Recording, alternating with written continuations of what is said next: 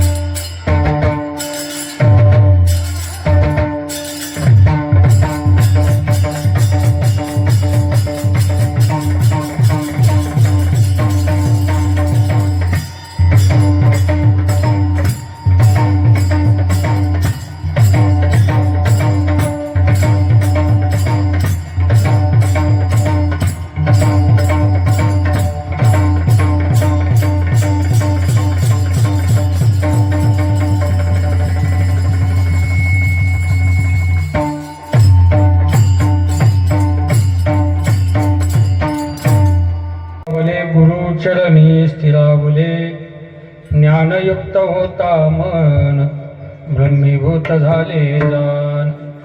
जिकडे जिकडे जाये मन जिकडे जिकडे जाये मन तिकडे तिकडे अधिष्ठान। ज्ञानयुक्त होता मन ब्रह्मीभूत झाले जान। निळा म्हणे मन निळा म्हणे मन होऊन ठेले उन्मन। जिकडे ज्ञानयुक्त होता मन ब्रह्मीभूत झाले जाण विठ्ठल।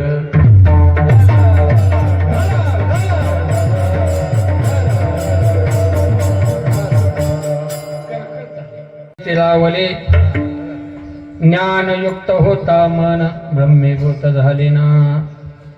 श्री संताची माता चरणावरी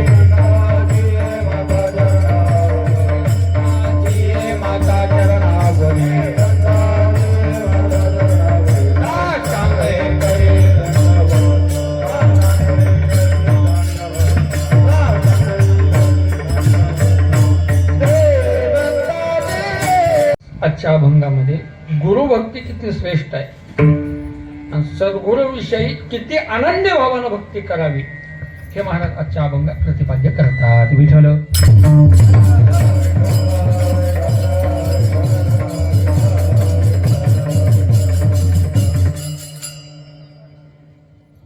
आज किम निमित्तानं आपण सर्वजण एकत्रित आलेलो आहोत याचं सर्वांना ज्ञातव्य आहे।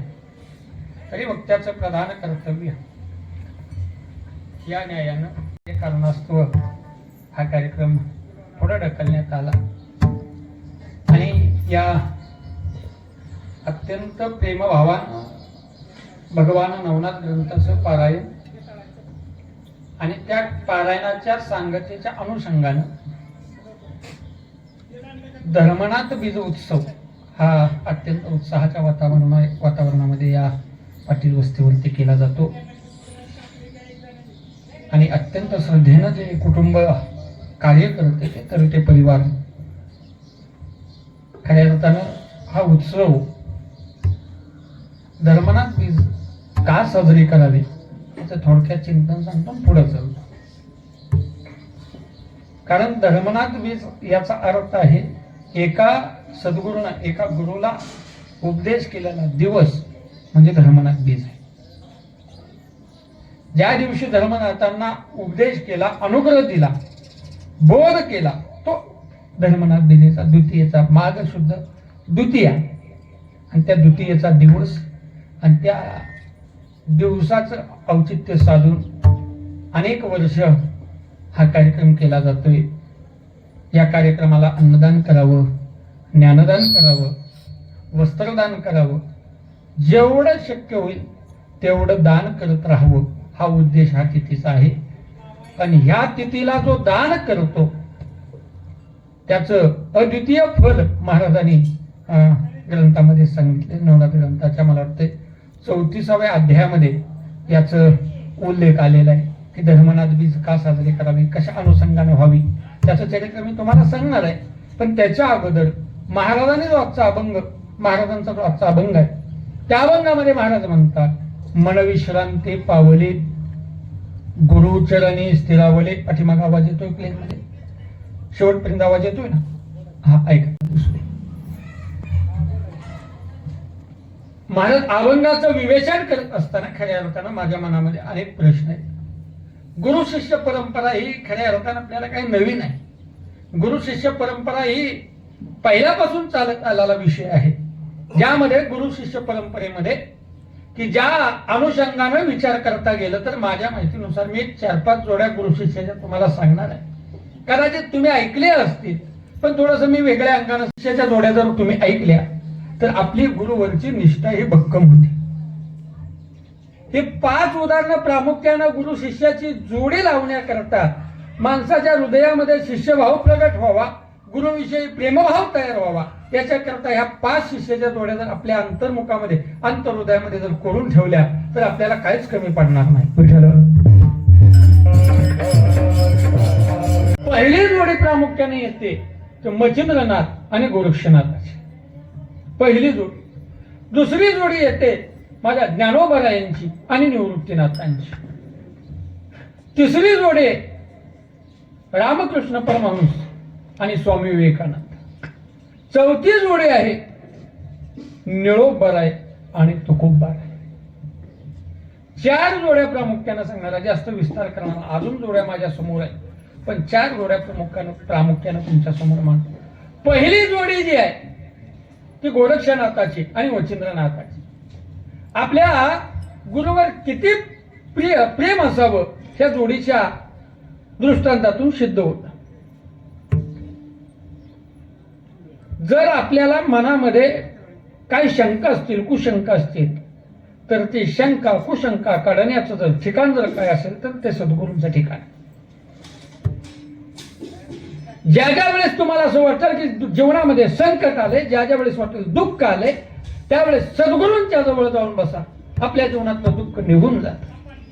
संसारिक असू द्या, परमार्थिक असू द्या, अन्य कोणतंही दुःख असू द्या. का तर गुरुला हा कुळाचा राजा म्हटलेला आहे. संत कुळाचा राजा आहे. गुरु हा संत कुळीचा राजा. गुरु हा प्राण विसावा.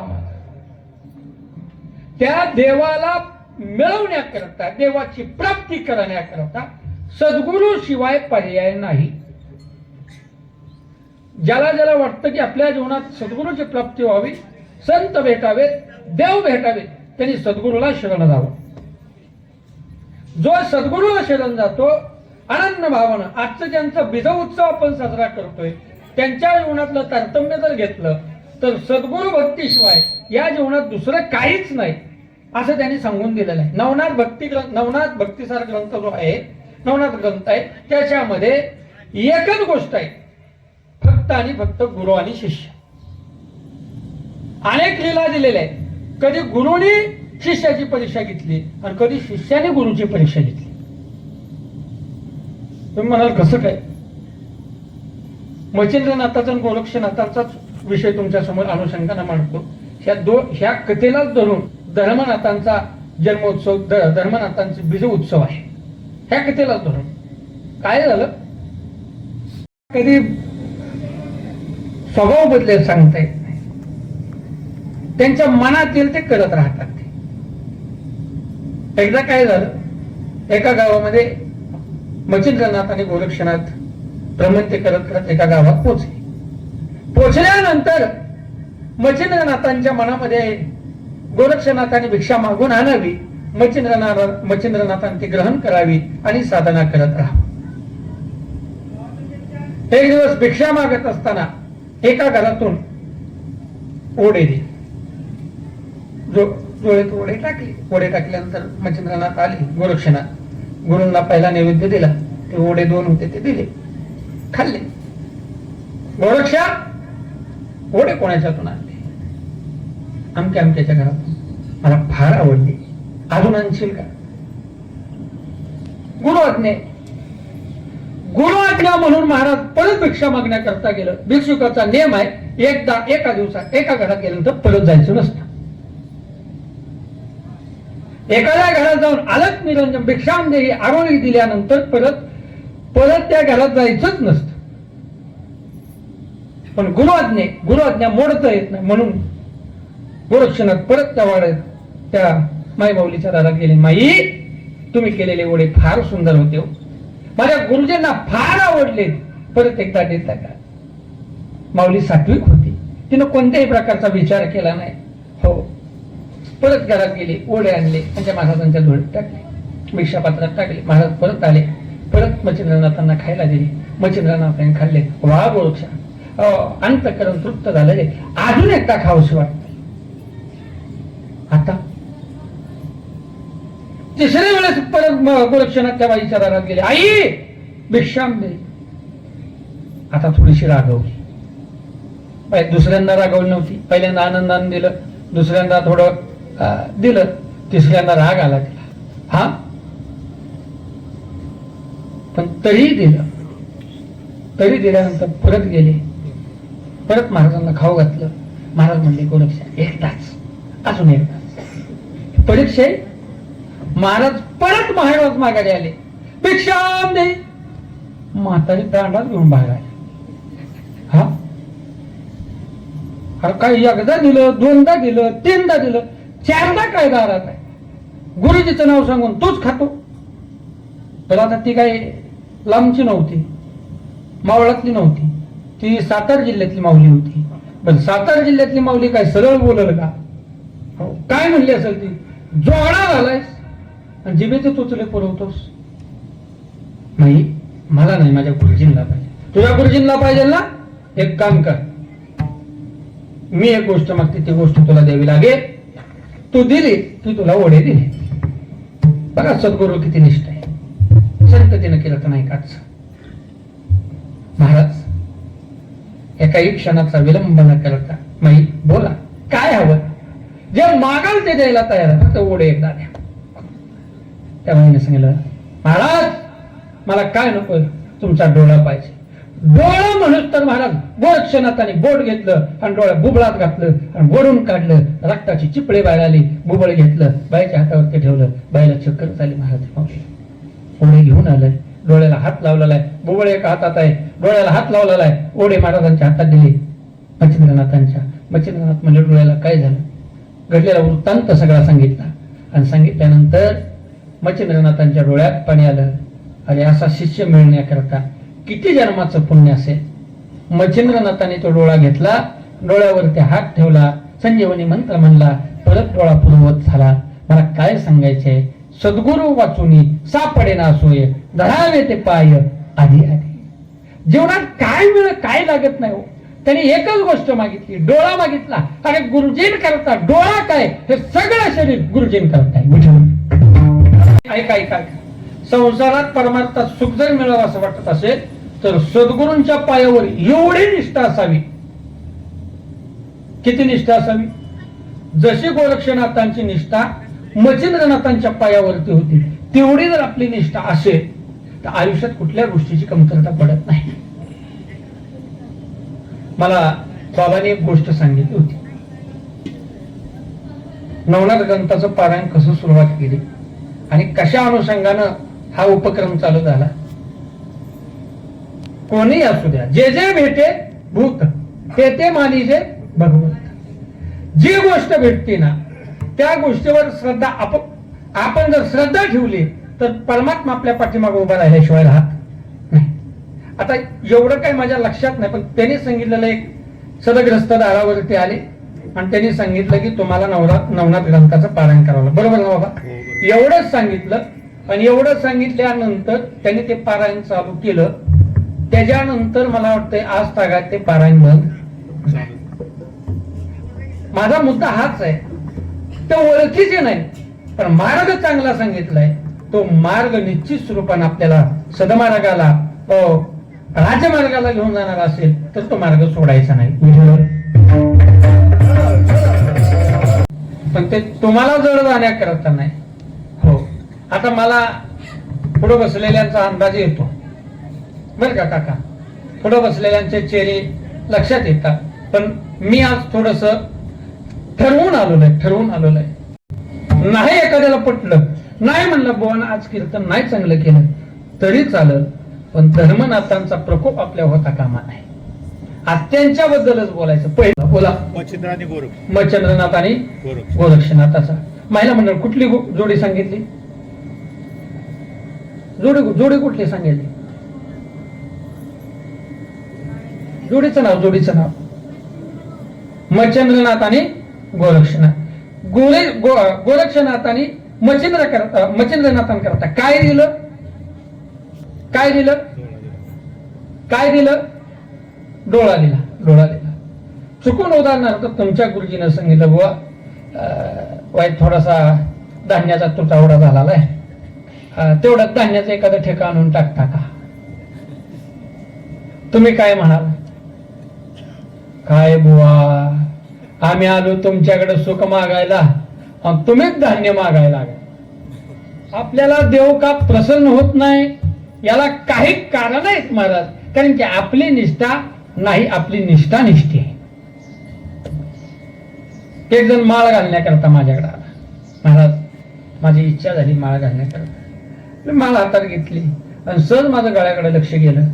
गळ्याकडे लक्ष गेल्यानंतर बघितलं तर गळ्यात माळ होती. मी म्हणलं तुमच्या गळ्यात माळ आहे? हाय म्हणला, पण काय त्यानं माळ घातल्यापासून काय सरळच झालं नाही.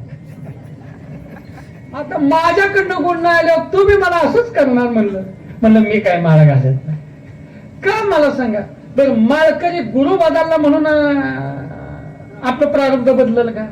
नाही बदलणार. त्याच्याकरता सद्गुरुनिष्ठा असणं अत्यंत गरजेचं. मन विश्रांती पावले गुरु चरणी स्थिरावले. ज्याचं मन स्थिर पावत, चंचल मनाचं काम नाही. माणसाची मन हे चंचल आहेत. मनावर मला तर बोलायचं नाही, मनावर पण रोज वर्ष श्रद्धाच बोलतोय. आज मला फक्त सद्गुरु विषयीच बोलायचे आहे. सद्गुरु विषयी मन स्थिर ज्याचं होत नाही, ज्याला मनाची विश्रांती ज्याला पावायची आहे, मन ज्याला थांबवायचे आहे, त्यानं एकच ठिकाण आहे, ते संतांचं सद्गुरूंचं चरण आहे. नाही की तिथं मन स्थिर पाहावे. संसारातली गोष्ट अशी, एखाद्या गोष्टीत मन रममान झालं, हे ऐका बारकाईने बोलतोय, लक्ष देऊन ऐका. ज्यांचं ऐकायची मानसिकता आहे त्यांनी नीट ऐका. ज्याचं मन संसारात काही गोष्टीवर काही कालापुरतं स्थित होतं, काही कालापुरतं स्थित होतं आणि काही कालांतरानं त्या मनाला वीट येतो. कशा? संसारात. ऐका ऐका ऐका. कसं कसं कसं कसं कसं असं असं कसं? ऐका ऐका ऐका. जसं नवीन लग्न झालं, निलेश महाराज, नवीन लग्न झाल्यानंतर 1 महिना 2 महिना 3 वर्ष 4 वर्ष प्रपंच चांगला वाटतो. मन स्थिर झालं. किती वर्ष? चांगली बायको असली तर 4 वर्ष. नाही कळलं? ज्याची रोज आगाव धावून येते त्याला पहिल्याच वर्षी नको वाटत, मग त्याला घरीच जावं वाटत नाही. आज आहे का कुठे? म्हणजे मला सांगायचं काय, माझा मुद्दा आहे, मन स्थिर करण्याकरता संसारातली कुठलीच गोष्ट कायमस्वरूपी नाही, तात्पुरती आहे, मर्यादित आहे. तेवढ्या दिवसापुरतं सुखी वाटत. काळ एकदा लोटत गेला आईला समाधी वीट गेल्यासारखं वाटतं, वीट असं वाटतं, नको नको नको नको नको घराचं नाव काढलं तर माणसाला नको वाटतं. ह्याला म्हणायचं स्थिरता नाही, अस्थिरता. तसं परमार्थात आल्यानंतर सद्गुरूंच्या चरणावर लीन झाल्यानंतर दिवसेंदिवस परमार्थाचा अनुभव वाढत जातो आणि परमार्थाचा अनुभव वाढत गेला, हळूहळू हळूहळू डाई डाई डाई वाढत गेला की त्या परमार्थातनं माघारी येऊ वाटत नाही, परमार्थात पुढं चालत जावं वाटतं. बघा, परमार्थातली स्थिती अशी आहे, संसारातली स्थिती आणि परमार्थातली स्थिती दोन गोष्टी सांगतो पुढे चलतो. संसारात जसं वय वाढतं तसं मान कमी होतो आणि परमार्थात जसं वय वाढतं तसं मान वाढतो. बघा,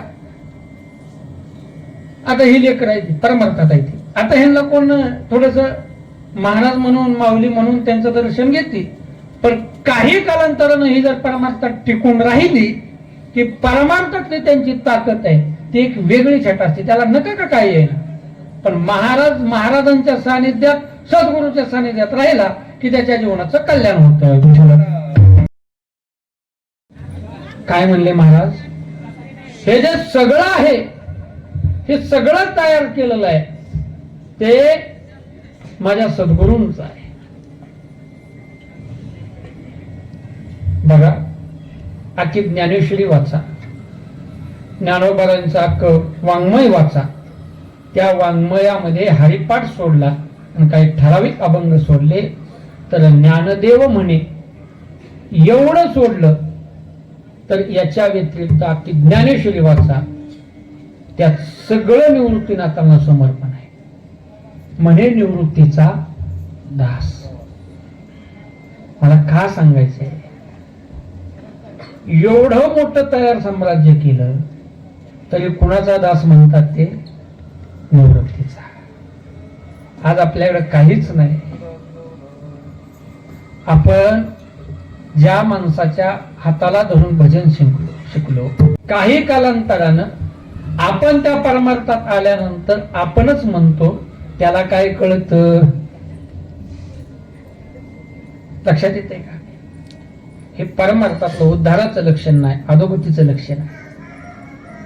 आमचे महाराज म्हणायचे, संत संगती न करावा वास, एकतरी गुण दोष येई अंगा. सद्गुरु शंकर महाराज म्हणायचे की बुवा एक तर संत संगतीचा वास करू नका. हा, आता तर तुम्ही संत संगत करा, संत संगत करा, संताशिवाय पर्याय नाही, संताशिवाय पर्याय नाही, आणि डायरेक्ट पलटी मारली महाराज, जसं काय राजकारणीच तुम्ही का नाही. कळलं ना लोकांना कुठल्या पक्षात राहू, विरोधात कुठला पक्ष हे लक्षात येईना. माझा मुद्दा तो नाही पण माझा मुद्दा आहे.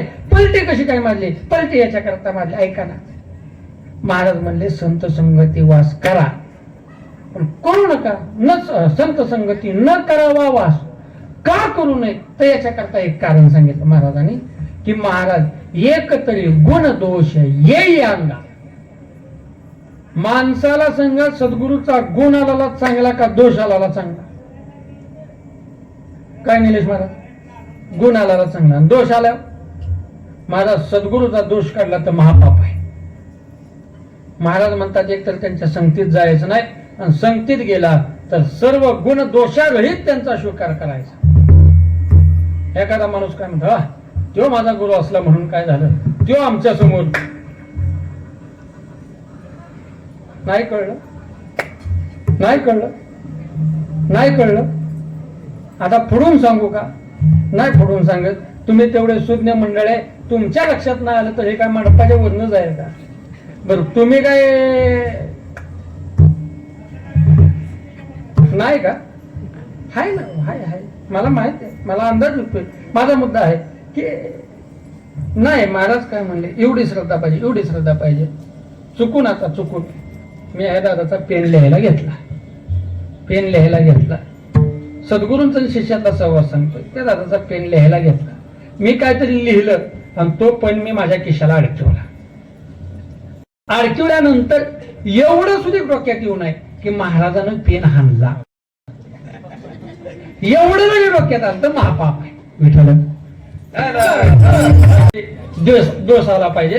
आशु प्रेम आशु श्रद्धा असावी. माझ्या ज्ञानोबाराने एवढा मोठा भावार्थ असा ग्रंथ निर्माण केला, हरिपाठ निर्माण केला, चांगदेव वैशिष्ट्य निर्माण केले, योग वैशिष्ट्य निर्माण केलं, आदी करून सगळे ग्रंथ निर्माण केले. पण हे सगळे ग्रंथ सद्गुरूंच्या चरणी समर्पित केले. एवढी वृत्ती माणसाच्या ठिकाणी असेल तर सद्गुरूंची कृपा होताना राहत नाही.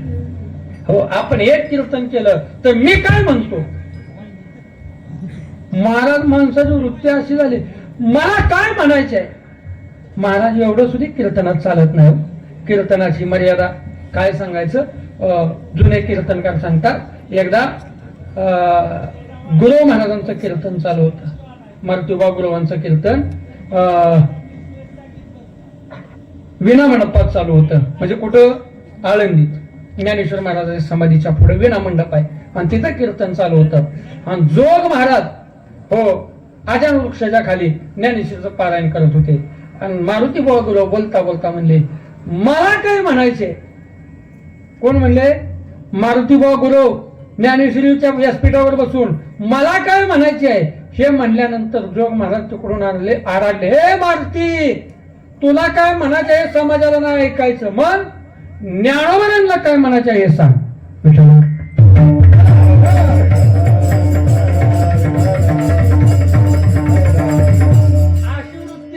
अशी वृत्ती असावी. लोकांना थोडं यायला लागलं, लोकांना थोडं उमजायला लागलं की लोक म्हणते ते आमच्यासारखं ज्ञान या जगात कुणाला नाही. हो, गुरुवर्य मामासाहेब दांडेकर गासवाले धर्मशाळेत बसले होते आणि पुण्यातला एक सदग्रस्त त्यांना भेटण्याकरता आला. आणि भेटण्याकरता आल्यानंतर मामासाहेबांचं आपलं दिनचर्या चालू होती, ज्ञानेश्वरी वाचायची, ज्ञानेश्वरीचं चिंतन करायचं चालू होतं. आणि मामासाहेबांच्या जवळ आला, मामासाहेबांचं दर्शन घेतलं. मामासाहेब मला ज्ञानेश्वरी शिकायची इच्छा आहे. मामासाहेब म्हणले, तुम्हाला ह्याच्या आधी काय समजतं. काय नाही म्हणला मामासाहेब, एक माझी शंका आहे, मला 13 अध्यायपर्यंत समजलेलं आहे, राहिलेले 5 अध्याय समजून तुमच्याकडनं घ्यायचे आहेत. मामासाहेबांनी त्याच्या चरणावर लोटांगणच घातलं. कुणी, मामासाहेब दांडेकरांनी. मामासाहेब म्हणले, आज मला बघा एक व्यक्ती भेटली, महाराज मला अजून 13 अध्याय समजणार, हे 13 अध्याय आधी समजून सांगा, मग राहिलेले 5 अध्याय मी समजून सांगतो. किती मोठ्या उंचीची, हिमालयाच्या उंचीची माणसं होती. महाराज आम्हाला एक ओवी आली तर आम्ही आडवं सांगतो, ज्ञानोबारांना काय म्हणायचंय, मला काय म्हणायचंय. माती काढायची, थांब आधी आखी ज्ञानेश्वरी ऐका, लोकांना काय म्हणायचंय. एवढी ज्ञानेश्वरी सारखा प्रबंध लिहिला तरी ज्ञानोबारांनी शिक्का उठवून घेतला नाही, हे ज्ञानेश्वरी माझी, मला कशा करता सांगायचं. अशी सद्गुरू निष्ठा असावी. दुसरी जोडी झाली ज्ञानोबाराय निवृत्तीनाथांची. पहिली जोडी सांगितली मचिंद्रनाथाची आणि गोरक्षनाथाची. तिसरी जोडी आहे निळोबाराय आणि तुकोबाराय. आज ज्यांचा सेवेकरता अभंग घेतलाय त्यांची. काय म्हणतात निळोबाराय महाराज, काय नाही हो. तुकोबाराय गेल्यानंतर, वैकुंठाला गेल्यानंतर 25 वर्षानंतर निळोबारायांचा जन्म आहे. काका, तुकोबाराय गेल्यानंतर 25 वर्षानंतर निळोबारायांचा जन्म आहे. आणि त्यानंतर तुकोबारायांच्या अभंगवाणीनं प्रभावित होऊन तुकोबारायांचे एकनिष्ठ भक्त झाले. आणि तुकोबारांनी भेट द्यावी म्हणून 42 दिवस अनुष्ठान मांडलं. 42 दिवस. आणि 42 दिवस अनुष्ठान मांडल्यानंतर तुकाराम तुकाराम तुकाराम तुकाराम. ही निष्ठा पाहून जगाचा मालक पंढरीश परमात्मा निळोबारांच्या समोर उभा राहिला. आणि निळोबारायच्या समोर उभा राहिल्यानंतर महाराज निळोबारायांनी सांगितलं, अरे तू कोण. त्याने सांगितलं, मी देव. देव. निळोबाराय म्हणतात, तुझं लागी येते बोलविले कोणी, पारतिल्या वाचुनी आला शिका. आम्ही देवाला ओळखत नाही, तुका याचा धावा करीत असे. तुला ओळखत नाही, देवाला घामच आला. देव म्हणला, योगियाच्या ध्यानी ध्याताना तुळशी तो अम्मापाशी. आणि योग्यांच्या ध्यानात सुद्धा घेत नाही, मनात सुद्धा घेत नाही. मी तुझ्या पुढे उभा आहे. त्याने सांगितलं, तुझी गरज नाही, मी सद्गुरूंचा धावा करतोय. सद्गुरूंचा धावा करतोय म्हणल्यानंतर महाराज देवाच्या लक्षात आलं, 42 वर्ष म्हणजे ज्या तुकोबारायांनी वैकुंठ गमन केलं होतं त्या तुकोबाराला एका शिष्याच्या भेटेकरता वैकुंठातून माघारी यावं लागतं. ही शिष्याची ताकद आहे आणि ही सद्गुरूंचा आशीर्वाद आहे. आणि गोरक्षनाथाची सांगितली, निळोबाराय आणि निवृत्तीनाथांची. तिसरी जोडी सांगितली निळोबाराय आणि तुकोबाराय. चौथी जोडी आहे रामकृष्ण परमहंस आणि स्वामी विवेकानंद क्लास चालू होता, शिकवणी चालू होती आणि त्या शिकवणीमध्ये विषय आला की त्याला दैवत्व जाणून घ्यायचे आहे, देव आहे नाही हे जाणून घ्यायचे आहे. त्याने एकदा आमच्या आमच्या आश्रमात मध्ये असा आश्रम आहे त्या गावाचं नाव सांगितलं. कोण तिथं महात्मा रामकृष्ण नावानं, रामकृष्ण परमहंस नावानं आहे, त्यांच्या भेटीला जा. पाठ संपला, शिकवणी संपली. स्वामी विवेकानंदांना आतुरता होती, स्वामी विवेकानंद जिज्ञासू होते. त्या पाठातून बाहेर पडले आणि थेट त्या रामकृष्ण परमहंस काली मातेच्या मंदिरामध्ये गेले. आणि मंदिरामध्ये गेल्यानंतर त्या काली मातेचा आणि रामकृष्ण परमहंसांचा रोज संवाद व्हायचा. रोज देवीला बोलायची. काय ताकद असेल, लोक त्यांना वेडे समजायचे. वेडे वेडे म्हणतात. त्यांचं लग्न लावून दिलं. लग्न लावून दिलं, मुलगी बी तशीच बघून दिली. आणि बघून दिल्यानंतर पहिल्या दिवशी, पहिल्या रात्री ज्यावेळेस ते दोघं एका रूम मध्ये होते, खोलीत होते, त्यावेळेस रामकृष्ण परमहंसाने विचारलं, माते तुला पारमार्थिक सुख पाहिजे का शारीरिक सुख पाहिजे?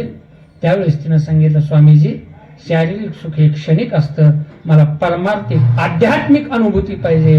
महाराज त्या क्षणाला त्या मातेला आध्यात्मिक सुखाची अनुभूती दिली आणि तिथून पुढे दोघांनी एवढं परमार्था करतात, धर्म करतात काम केलं. स्वामी विवेकानंद ज्यावेळेस आले त्यावेळेस स्वामी विवेकानंदाने हट्टास धरला, आग्रह धरला, महाराज मला तुम्ही देवीसोबत संवाद साधता तो पाहिजे. महाराज म्हणजे ते शक्य नाही, त्याच्याकरता सणा सेवा ह्या सगळ्या गोष्टी लागतात. आपल्या गुरुकुलाचं ब्रीदवाक्य आहे, सेवा संस्कार साधना. महाराज जोपर्यंत सेवा होत नाही, संस्कार होत नाही, साधना होत नाही, तोपर्यंत देवाची अनुभूती येत नाही. एक दिवसाचा प्रसंग सांगतो, दावत्या बघा, भरपूर मोठा चरित्र आहे, पण ते चरित्र मला सांगायचं ना, चरित्र सगळ्याला माहिती आहे. एक दिवस सगळी लेकरं एका जाग्यावर केली आणि सगळी लेकरं एका जाग्यावर केल्यानंतर महाराज म्हणले, महाराजांना कुष्ठरोग झाला होता, महाराजांना कॅन्सर झाला होता. महाराजांनी एक दिवस एक पिकलेला आंबा पायाला बांधला. कुणी? रामकृष्ण परमहंसाने पायाला बांधला, त्याच्यावर फडकं बांधलं, आंबा पिळला होता, त्यातनं पो बाहेर येतोय असं भासवलं.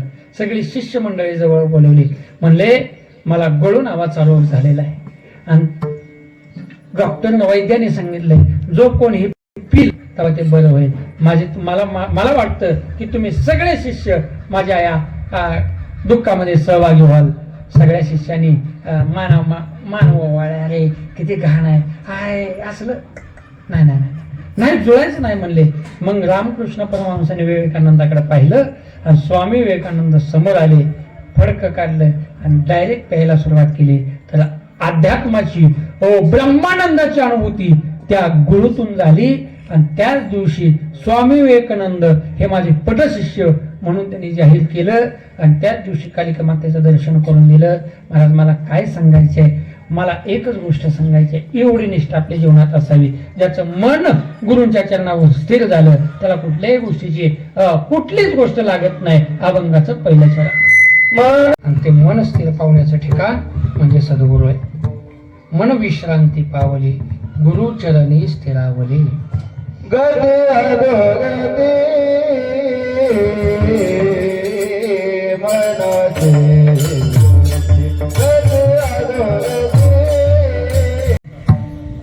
गती आणि अधोगती हे मनाचे दोन अंग आहेत. प्रगती करायची का अधोगती करायची हे मनावर आहे. चांगल्या मार्गाने जायचं का वाईट मार्गाने जायचं हे मन ठरवतं. किती माणूस कोणाच्या ऐकण्यातला असू द्या, गावानं म्हणू द्या बायकोच ऐकत, म्हणजे त्याच्या बायकोच ऐकत नसतो, कोणाचं ऐकत नसतं, त्याच्या मनाचंच ऐकत असतो. सगळं त्याला वाटत असतं हे चांगलं आहे का वाईट आहे. जरी जगाला वाईट दिसत असलं किंवा जगाला चांगलं दिसत असलं तर मनाला माहित आहे हे चांगलं किती न वाईट. कधीतरी एकांत बिछाण्यावर पडा आणि दिवसभर केलेल्या कामाची यादी काढा आणि काढलेल्या कामाच्या यादीत किती चांगलं कामं केली आणि किती वाईट कामं केली कुणाला विचारायची गरज नाही. मन सांगतो तो किती चांगलं काम केलं. सकाळी उठल्यापासून दुधात किती पाणी घातलं इथपासून आता शेवटपर्यंत नाही सांगत. पटलं तुम्हाला, तुम्ही शेतकरी कुटुंबाची माणसं आहे, त्यामुळं हा दृष्टांत हा मुद्दा लगेच परफेक्टच बसला. कारण माणसं काय हुशार झाली ते आता बघा. खरं सांगू का भाऊ, माणसं लबाडी करण्यात पटायत झाली, पटायत. किती पटाय अहो, त्या दिवशी मी ते मागं अधिवेशन झालं, अधिवेशन. एक नेता होता, त्याला पाण्याची बाटली ते केमिकल आणलं होतं. एक टिपका दुधाचा न वापरता, किती एक टिपका दुधाचा न वापरता केमिकल पासून दूध तयार केलं. बरं का, हे शेतकरी मित्र हो, तुमच्या पायाला स्पर्श करून विनंती करतो, तेच जर दूध तुम्ही तुमच्या लेकराला खाऊ घातलं, विचार करा, कॅन्सरचं प्रमाण, अटॅकचं प्रमाण का वाढलं? ह्याला देव जबाबदार नाही, ह्याला आपली करणी जबाबदार आहे. आणि पहिली लोक म्हणायची, पहिल्या काय म्हणी होत्या, आमचे गुरुजी सांगायचे, साखरेचं खाणार त्याला काय काय आजी काय देव देणार नाही, नाही चुकीच आहे. साखरेचं खाणार त्याला डायबिटीस होणार.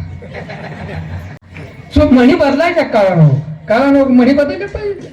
आपण आपली वृत्ती बदला ना, आपण बदलायला शिकलं पाहिजे. गाव बदलण्याच्या भानगडीत पडू नका, स्वतः बदला, स्वतःपासून सुरुवात करा.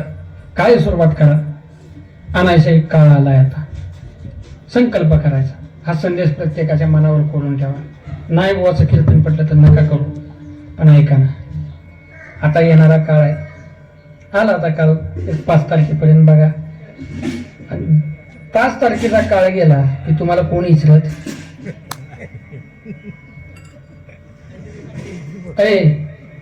लाडक्या बहिणी लय हुरळून जाऊ नका. 15च्या नावाखाली तुम्ही फार डोहाळा उठवून दिला. या काय काळात आता बहुतेक मला वाटतं हिमालयातच जावं लागतं काय, असली अवस्था करून ठेवलेला हो तुम्ही. नवऱ्याचं सुद्धा काय काय मागं कसा काय काय अपलट करून टाकला. पण मनाची अधोगती ध्यान धरा. माणसानं मनाला विचारायचं की आपण कुठल्या मार्गाने चाललो. पश्चासाठी बरबटून जायचं नाही. आपली लायकी काय, आपलं वजन काय, आपण काय करतो माणसाला कळलं पाहिजे. गाढवाची किंमत 80,000 दादा, गाढवाची किंमत 80,000 रुपये. आणि आता येणाऱ्या काळात आपण 1000 रुपयात विकणार आहे. किती रुपयात? किती रुपयात? गाढव 80,000 रुपयाला. माणसाची किंमत 1000 रुपये आणि ती 5 वर्षाकरता. 5 वर्ष, एकदा 5 तारीख होऊन गेली की तुम्हाला कोण इचरा येत नाही. तुमचं चांगलं चाललंय, बरं चाललंय, तीर्थयात्रा नाही, देवदेव नाही, काय नाही. आता देवाला जाऊन घ्या बघा. सगळ्या काशी यात्रा आणि तीर्थयात्रा फुकाट, जेवणा सकाट. मनाचं तिकडे लय गेल्यावर वेळ संपती. मन लय विचित्र आहे, मन लय विचित्र आहे. त्या मनाची अधोगती ओळखता आली पाहिजे. मन कशा सदमार्गाला लावता आलं पाहिजे हे ओळखता आलं पाहिजे. झाला माझा दृष्टांत संपला.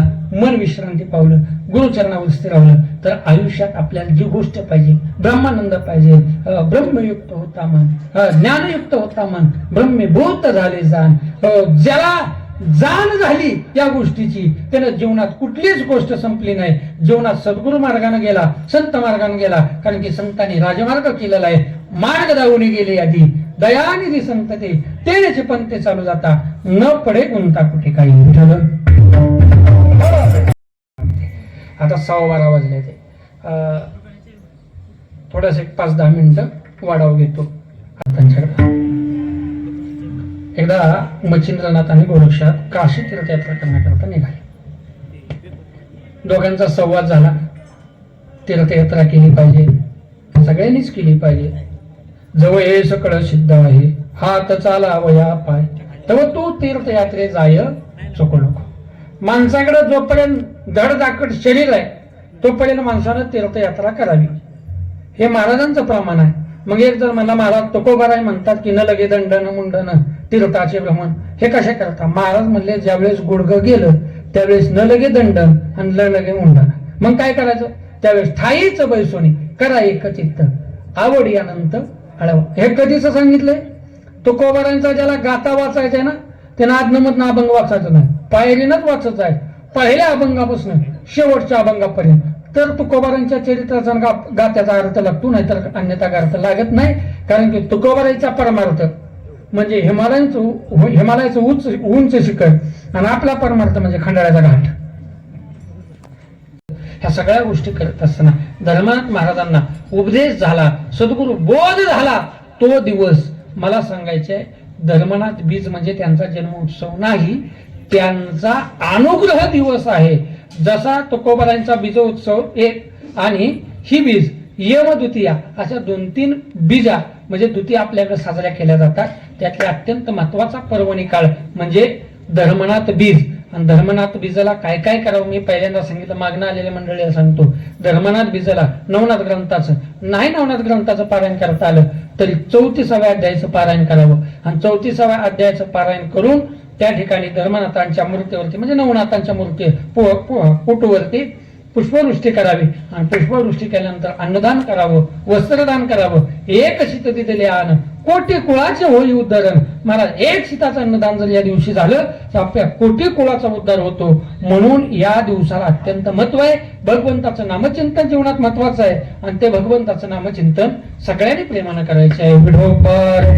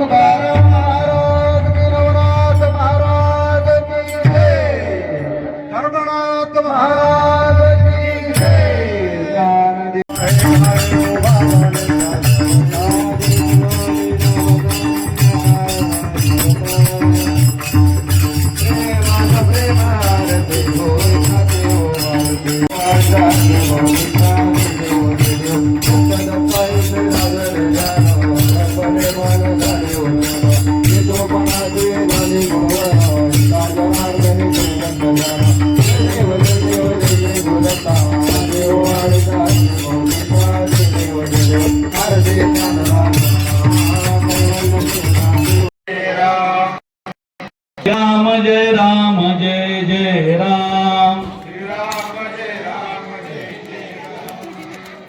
वदनी कवळ घेता नाम घ्या श्री हरीचे, घेता फुगाचे जीवन जीवित्वा अन्न हे पूर्ण ब्रह्म वर्ण होय. आज धर्मनाथ बीज निमित्त ज्यांचं कीर्तन झालं ते धीरज महाराज कोलेकर आहेत.